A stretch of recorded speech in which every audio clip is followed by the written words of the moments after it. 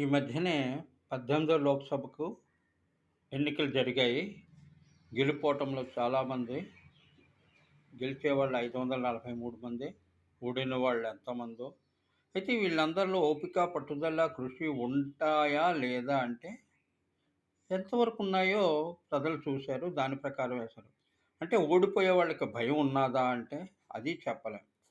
అయితే మానసిక పరిపక్వత లేదు చాలామందికి అని గెలిచిన వాళ్ళలోనే కొంత కొరవడింది. ఓడిన వాళ్ళలో బాగా పరిణతి తక్కువైంది. అంటే తమ స్థితి ఏమో తాము తెలుసుకోలేని వాళ్ళు ఖచ్చితంగా గెలుపుకి ప్రస్తావనలో నిలవలేరు. తర్వాత విశ్వాసమే నాంది విజయానికి. అంటే తాము గెలవాలన్న విశ్వాసం అన్న దాంతో పాటు ఎలా గెలవాలి? ధర్మంగా గెలవాలా? అధర్మంగా గెలవాలా?